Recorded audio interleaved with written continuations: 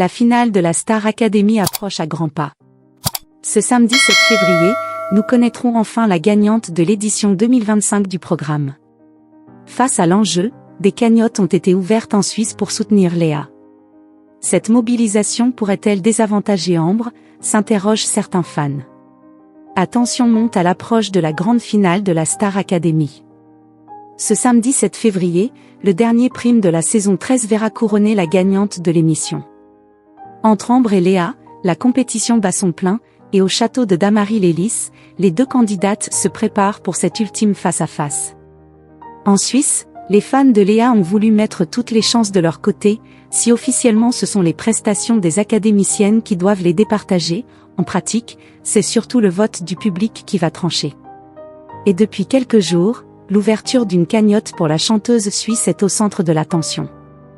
Baptisée « Cagnotte pour Léa direction la victoire », cette collecte d'argent doit servir à financer des votes en France puisque les téléspectateurs suisses ne peuvent pas voter directement lors des primes.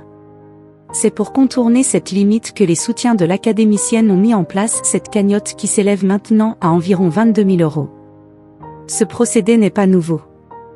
Lors du prime de la tournée en décembre ou celui de la demi-finale opposant Léa à Sarah, les fans de la chanteuse ont déjà utilisé ce système.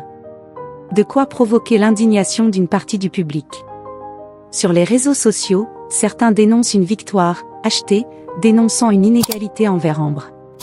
Interrogée par Télé Loisirs, Jessica, la créatrice de la cagnotte, indique que l'adversaire de Léa aurait, elle aussi, plusieurs cagnottes à son nom. Ambre aussi a une cagnotte. Elle en a même 4, je crois.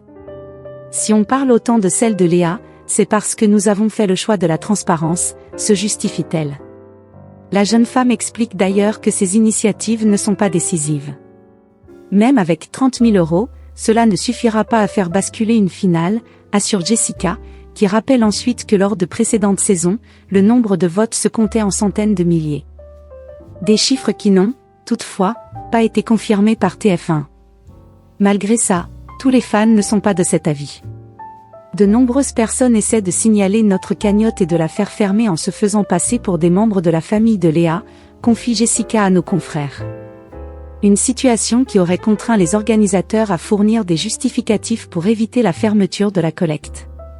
Léa ne serait pas la seule candidate à faire l'objet de ce type de signalement. Tout le monde a été touché. La cagnotte d'Anouk pendant sa nomination contre Victor a sauté 4 fois, celle de Victor a été suspendue plus de 5 fois. Une guerre des fans qui se révèle sans pitié, qui devrait heureusement se terminer samedi soir, avec l'annonce de la gagnante de la saison.